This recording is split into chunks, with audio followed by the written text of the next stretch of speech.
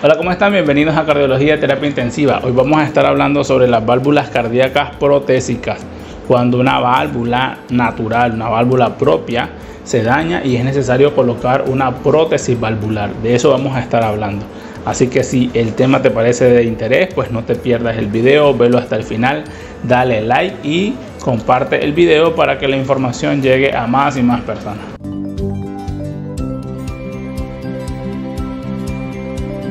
El corazón tiene 4 válvulas que actúan como unas compuertas. Estas compuertas se abren y se cierran, permitiendo que la sangre fluya en una sola dirección. Sin embargo, en algunas ocasiones las válvulas se dañan. Entre las válvulas principales está la válvula mitral, la cual separa la aurícula y el ventrículo izquierdo.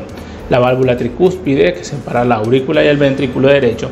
Y la válvula aórtica, que es la que comunica el ventrículo con la arteria aórtica, que es la arteria principal de nuestro organismo. Y la cuarta válvula más importante es la válvula pulmonar, que es la que va a comunicar el ventrículo derecho con la arteria pulmonar, por donde va la sangre a oxigenarse a los pulmones.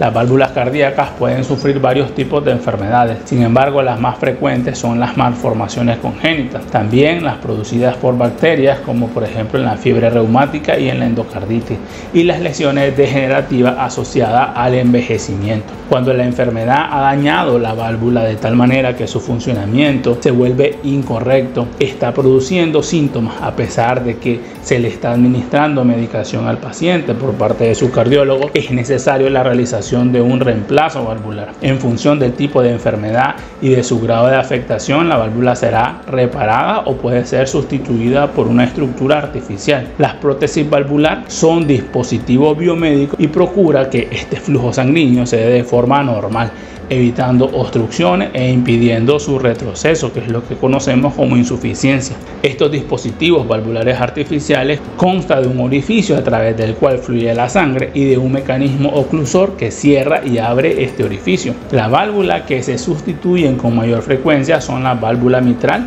y la válvula aórtica. Suele en menor frecuencia el repararse la válvula tricúspide y muy excepcionalmente tener que sustituirse la válvula pulmonar. Hablemos un poco sobre un breve repaso histórico de las válvulas protésicas cardíacas. Los primeros intentos de la cirugía sobre las válvulas cardíacas se realizaron en un corazón latiendo, por lo que se limitaron a intentar abrir desde afuera la válvula estenóstica, es decir, la válvula que estaba estrecha. La primera cirugía de este tipo fue una comisurotomía o un ensanchamiento de la obstrucción de la válvula mitral que la realizó Elliot Cutter en Boston, en Estados Unidos, en 1923. La paciente era una niña de 12 años que tenía una estenosis mitral crítica en muy malas condiciones clínicas. Aunque el doctor Cutler llevaba años desarrollando el instrumental necesario para realizar esta intervención, todavía pues no se disponía de todos los dispositivos que tenemos en la actualidad, por lo que él utilizó instrumentos que se utilizaban en neurocirugía. La paciente fue de alta y vivió varios años después de realizarse la cirugía. Esta fue la primera cirugía cardíaca. La primera prótesis valvular fue implantada en 1952 por Charles Hugh Nichols en la Universidad de Georgetown en Washington, en Estados Unidos. Dado que todavía no se contaba o no existía con la tecnología para operar el corazón desde dentro, lo que se hizo fue implantar la válvula alejada del corazón. La ubicaron en la aorta torácica descendente. Un acontecimiento significativo para la cirugía cardíaca fue cuando se desarrolló la máquina de circulación extracorpórea. Eso vino a cambiar totalmente la cirugía cardíaca, puesto que este sofisticado dispositivo permite sustituir durante una hora las funciones de nuestro corazón y del pulmón, y de esta manera se pudo detener el corazón, vaciarlo de sangre y abrirlo para así resecar la válvula enferma e implantar la prótesis. Fue John Gibson el primero en usar la máquina de circulación extracorpórea allá para en los años de 1953 en Filadelfia, en Estados Unidos. En 1960 Harker realizó la primera sustitución de una válvula aórtica por una prótesis, y en 1961 Starr implantó la primera prótesis valvular mitral. Desde entonces millones de pacientes alrededor de todo el mundo han sido sometidos a sustituciones de las válvulas cardíacas y en la actualidad se ha convertido en una de las intervenciones más rutinarias de la cirugía cardíaca. Lastimosamente en algunos países latinoamericanos todavía estamos en pañales. Hablando sobre los tipos de prótesis, pues las válvulas cardíacas y sus principales características, existen dos tipos de prótesis. La primera, que es la válvula biológica, y la segunda, que son las válvulas mecánicas. Las válvulas biológicas, a su vez, se clasifican en dos tipos: las que son de origen animal o senoinjerto, que son válvulas biológicas propiamente dichas, obtenidas de una especie distinta a la del ser humano, que generalmente son de cerdos. Y el otro tipo de válvulas biológicas, que son aquellas obtenidas por donantes de cadáver. En la actualidad, las válvulas biológicas de origen animal se fabrican a partir de válvulas aórticas de cerdo, o bien sea del pericardio bovino, es decir, de los animales rumiantes. El tejido animal se trata con un producto químico llamado glutaraldehído para fijar y estabilizar el tejido biológico. Después se monta sobre un esqueleto de plástico o un molde recubierto de una tela biocompatible, generalmente Dacron, que le da la firmeza y facilita que se pueda suturar al corazón del que va a recibir la válvula. Salvo durante los 3 primeros meses que requieren anticoagulación oral, el resto del tiempo ya no lo requieren. Los portadores de este tipo de válvula no tienen que tomar medicación especial después de este tiempo, lo que ayuda a llevar una vida lo más normal posible. Su principal inconveniente es la durabilidad, puesto que su vida útil suele ser entre 12 y 15 años después de la operación. La mayoría de los pacientes necesitan volver a reoperarse porque la válvula se va deteriorando con el paso del tiempo y hay que volver a cambiarla. Un tipo especial de válvula biológica desarrollada en los últimos años son las llamadas válvulas sin soporte, y su principal característica es que se eliminan los elementos artificiales al máximo, con lo que se parece mucho al funcionamiento y al aspecto de una válvula humana normal, y cumple su principal función en aquellos pacientes con un corazón pequeño, en lo que otro tipo de válvula o no cabe o dejaría un grado de obstrucción al flujo mayor del deseable. Las válvulas biológicas de origen humano se obtienen generalmente, o la más frecuente, son de donantes de cadáver, que es lo que se conoce como homoinjerto, o del propio paciente, un autoinjerto. También hubo intentos de constituir válvulas utilizando tejidos no cardíacos del propio paciente, como por ejemplo de la fascia lata, que es un tejido fibroso que recubre los músculos, pero los resultados no han sido del todo buenos. Aunque sobre el papel el homoinjerto o donante de cadáver es el sustitutivo ideal, presenta una serie de inconvenientes. Su disponibilidad es limitada, su conservación no es sencilla por tener que realizarse en bancos de tejido. Además, su durabilidad también es limitada, probablemente en relación con el tratamiento necesario para su conservación y con la existencia de cierto grado de rechazo, como en todos los trasplantes, de cualquier órgano. El autoinjerto es la válvula pulmonar del propio paciente. ¿Qué pasa aquí? Se usa para sustituir la válvula pulmonar del paciente a la válvula aórtica enferma y obliga a utilizar un homoinjerto para sustituir la válvula pulmonar. Aunque su funcionamiento a largo plazo es bueno, tiene una serie de indicaciones muy concretas en niños y en pacientes jóvenes, y técnicamente es la más complicada de todas. Asimismo, no debe olvidarse que el homoinjerto que se implanta en posición pulmonar tiene una durabilidad limitada, por lo que la necesidad de realizar una nueva cirugía de seguimiento viene a ser muy alta. Tanto el homoinjerto, es decir, el injerto de cadáver, como el autoinjerto, es decir, del propio enfermo, en este caso la válvula pulmonar del enfermo, no necesita ninguna medicación especial. Las más utilizadas en la actualidad son las prótesis mecánicas. Las válvulas mecánicas están fabricadas con metales y materiales que son artificiales. Los primeros modelos desarrollados consistían en una bola de metal de silicona que flotaba en una jaula. Posteriormente se desarrollaron modelos en los que un disco metálico oscilaba para abrir y cerrar el paso del flujo sanguíneo. Los últimos modelos desarrollado y más usado en la actualidad consta de 2 hojuelas con forma de hemidisco que pivotan en el anillo de soporte. El principal componente es el carbón pirolito, el cual recubre un núcleo de titanio o grafito, y se trata de un compuesto de carbono entre el grafito y el diamante.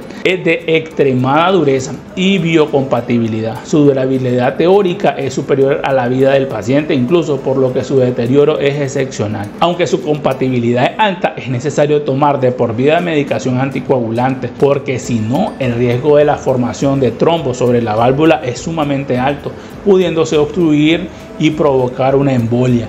Tenemos que recordar que la válvula protésica es un dispositivo no biológico y que representa, por tanto, un cuerpo extraño.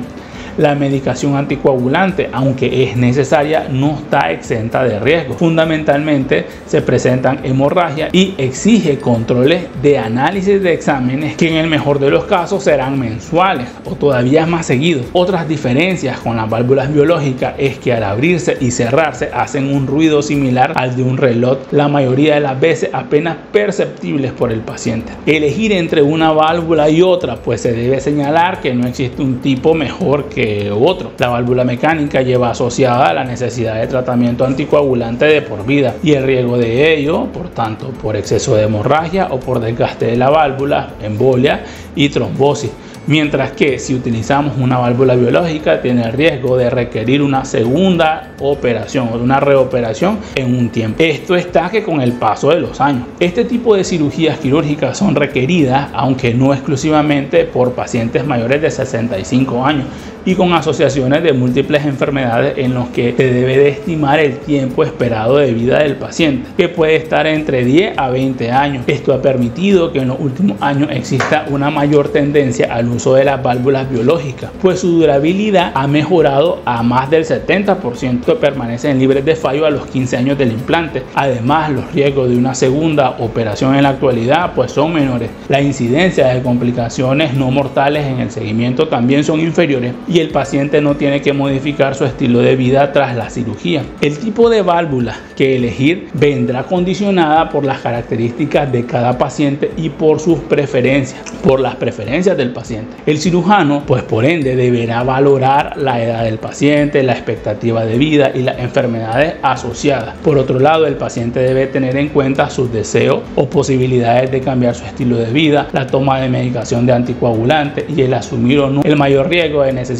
una nueva operación con el paso de los años. En general, en los pacientes que tienen más de 65 años, en aquellos cuya expectativa de vida sea menor a 10 o 15 años y en pacientes con enfermedades asociadas graves, se aconseja pues implantar una válvula biológica. En aquellos pacientes que son menores de 65 años con una expectativa de vida no tan corta y sin enfermedades asociadas graves, el tipo de prótesis que se debería de implantar pues estará determinado por la preferencia del enfermo, pero generalmente se implanta la mecánica. Aquellos pacientes que no requieren o no pueden cambiar su estilo de vida, la medicación anticoagulante implica una serie de riesgos y de limitaciones. Los que no desean tomar medicación anticoagulante y que asumen y aceptan que se tendrán que volver a operar transcurriendo unos 10 o 15 años recibirán una válvula biológica. Por el contrario, aquellos que no tienen problemas en el cambio de su estilo de vida, los que aceptan que deben utilizar anticoagulantes de por vida o que quizás ya lo están tomando, y los que quieren disminuir el máximo el riesgo de una nueva reoperación recibirán una válvula mecánica.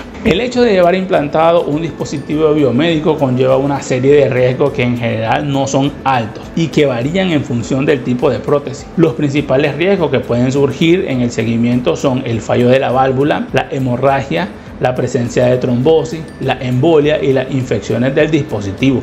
Cualquier complicación relacionada con la prótesis puede poner en peligro la vida del paciente y se estima una incidencia de un fallecimiento por cada 100 pacientes por cada año transcurrido desde la colocación de la prótesis, sin diferencia entre cualquiera de los dos tipos, entre la biológica y la mecánica.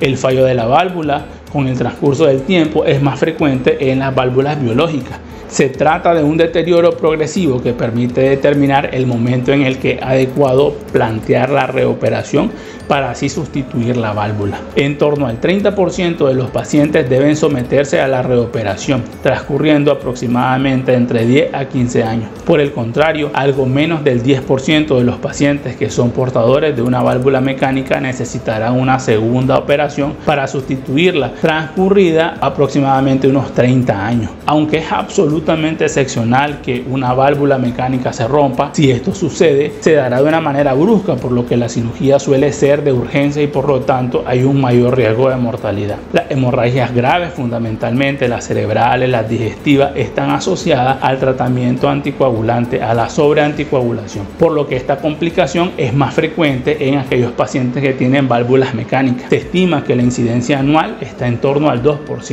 Lo mismo puede decirse de los fenómenos tromboembólicos. Generalmente son consecuencias de un nivel de anticoagulación bajo, y su incidencia anual está también en torno a un 2% a nivel mundial. Estos fenómenos tromboembólicos comprenden fundamentalmente la trombosis de la prótesis, la embolia cerebrales o en cualquier otro territorio u órgano, incluyendo el cerebro, es decir, el paciente puede tener un EBC. La trombosis produce un fallo agudo de las prótesis que la mayoría de las veces requiere cirugía urgente con una mortalidad asociada en centros especializados suele ser no menor al 5%. Las infecciones de las prótesis valvulares se denominan endocarditis protésica. Al ser la válvula un dispositivo artificial, no está recubierto por el endotelio vascular, por lo que si una bacteria entra en el torrente sanguíneo puede adherirse a ella y producir la infección de la válvula. Aunque su incidencia no es muy alta, suele ser entre 1 o 2 casos por cada 100 pacientes por año. Se trata de una enfermedad grave que solo se puede resolver en la mayoría de los casos con una nueva cirugía para sustituir la prótesis. Incluso con la cirugía, la mortalidad de esta enfermedad no es desdeñable. Puede ser mayor al 10% en función de las características del paciente y del tipo de infección y la severidad de la infección. Por todo ello, su prevención es fundamental. Debemos evitar o dar profilaxis antibióticas a aquellos pacientes que van a ser sometidos a algún procedimiento. El hecho de ser un portador de una prótesis valvular no significa que estás condenado a una vida sedentaria o con una actividad muy limitada. Se puede decir que un paciente portador de una prótesis hace una vida absolutamente normal. Durante la segunda y la primera semanas tras la operación hay que tener cuidado con ciertos movimientos que pueden interferir en la cicatrización de la herida, como levantar peso, conducir o dormir de lado. La actividad física se debe ir incrementando de manera progresiva, de tal forma que la mayoría de los pacientes se incorporan a su vida habitual en torno a unas 6 u 8 semanas, es decir, mes y medio a 2 meses. Las normas aplicables a cualquier persona sobre los hábitos de vida saludable, como el ejercicio físico suave, el no fumar, la dieta variada, son las mismas que deben seguir estos pacientes. La vida laboral, pues la mayoría de los pacientes se reincorporan a su trabajo tras el periodo de convalecencia. Únicamente los pacientes que deben tomar medicación anticoagulantes tienen limitado el acceso a determinados empleos por el mayor riesgo de hemorragia, fundamentalmente trabajos en los que existe un importante esfuerzo físico o que conlleva un riesgo a traumatismo o a la posibilidad de que se hieran. Algunos deportistas de élite que se han sometido a cirugías valvulares han continuado sus actividades tras la operación. En cuanto a la medicación anticoagulante, los pacientes portadores de prótesis mecánicas deberán tomar medicación anticoagulante, lo había dicho anteriormente, de por vida por el riesgo que tienen de formación de trombo en la superficie de la prótesis. La medicación más utilizada pues son las warfarina y el acenocumarol. Con este medicamento pues se disminuye el nivel de coagulación de la sangre, lo suficiente como para que el riesgo de formación de trombo sobre la prótesis se reduzca al máximo, sin aumentar de manera importante el riesgo de la hemorragia. A lo largo de los años, múltiples estudios han definido muy bien cuál es el nivel de anticoagulación deseable, de manera que por debajo de dicho nivel el riesgo de trombosis aumenta significativamente y por encima de este nivel se eleva el riesgo de desarrollar hemorragia sin disminuir el de la trombosis. Aunque el nivel de coagulación de la sangre puede medirse de muchas formas, el más utilizado en la actualidad es el conocido como INR o International Normalized Ratio o cociente internacional normalizado. Se considera un nivel de anticoagulación adecuado cuando su valor se encuentra entre 2 y 3.5. Esto conlleva que dicho nivel de anticoagulación debe ser monitorizado cada cierto tiempo para ir ajustando la dosis del medicamento anticoagulante. La mayoría de los pacientes se realiza el análisis una vez al mes cuando están controlados. La prevención de la endocarditis es sumamente importante. La prevención o la profilaxis de la endocarditis en los pacientes portadores de prótesis valvulares es una de las medidas claves para la evaluación exitosa, dado que la endocarditis es consecuencia del paso de una bacteria al torrente sanguíneo, que es lo que conocemos como bacteremia. Estas medidas buscarán disminuir ese riesgo al máximo. Las principales situaciones en las que existe el riesgo de bacteremia pues son los procedimientos dentales donde haya sangrado, como por ejemplo las extracciones, la endodoncia, los implantes y las limpiezas. Otros son los procedimientos sobre el tracto respiratorio superiores, como por ejemplo la amigdalectomía, adenoidectomía, las cirugías que afectan a la mucosa respiratoria, la broncoscopía con endoscopios rígidos. Otras son los procedimientos sobre el tracto gastrointestinal, la esclerosis de la varice esofágica, las dilataciones esofágicas con la angiografía, endoscopías retrógradas, cirugías de las vías biliares, cirugías que afectan a las mucosas intestinales. La otra son los procedimientos sobre el tracto genitourinario, como por ejemplo la cirugía de próstata, la cistoscopía, las dilataciones de la uretra. La profilaxis consiste en la administración de antibióticos 1 hora antes del procedimiento y entre 6 y 8 horas después, según los protocolos perfectamente definidos por las distintas sociedades de cardiología y de cirugía cardiovascular. El tratamiento inadecuado de infecciones bacterianas como la faringoamigdalitis e infecciones gastrointestinales y cutáneas, entre otras, también pueden ser causa de bacteremia, por lo que ante su sospecha debe acudirse al médico e iniciar el tratamiento antibiótico adecuado y no suspenderse hasta que se cumpla el tiempo indicado. En cuanto a los seguimientos, es sumamente importante que el paciente conozca una serie de síntomas y signos que pueden estar avisándonos de que hay un problema y que al menos deben ser valorados por su médico cardiólogo. Por ejemplo, la fiebre constante mayor de 38 grados, sudoración excesiva, enrojecimiento, dolor intenso en el área quirúrgica, dificultad progresiva o brusca para respirar es otra de las causas, las hinchazones en las piernas, el aumento del perímetro abdominal, el incremento de peso, que es lo que nosotros llamamos como retención de líquido o edema, debilidad, entumecimiento en la cara, brazos o piernas de un lado del cuerpo, alteraciones del estado de conciencia como pérdida del conocimiento, desmayos, pérdida de sangre o hematomas inusuales en pacientes que están tomando anticoagulantes. Otra de las cosas en las que el paciente portador de una válvula mecánica debe estar atento es que si la válvula deja de hacer ruido o hace mucho menos de lo normal. Esas son causas en las cuales tú debes de acudir a tu médico. En el caso concreto de las mujeres, un aspecto clave es el deseo o plan de tener hijos. En este caso, lo mejor es la prótesis biológica, pues evita el riesgo asociado al embarazo en pacientes que toman anticoagulantes, principalmente malformaciones, abortos y hemorragia. Puede pasar un portador de prótesis valvular por los controles de seguridad de un aeropuerto y hacerse una resonancia magnética. La respuesta es sí. No tiene ningún efecto sobre la prótesis y las alarmas no suenan. Todas las prótesis comercializadas en la actualidad son compatibles con la resonancia y no existe ningún peligro ni contraindicación para su uso. Bueno, creo que con esto he dado respuesta a las preguntas más frecuentes que nos hacen los pacientes y espero haber aclarado tus dudas. Si esta información te ha sido de utilidad, hermana, te invito a que te suscribas al canal, nos regales un like y no te olvides de seguir a Cardiología Terapia Intensiva. Hasta pronto.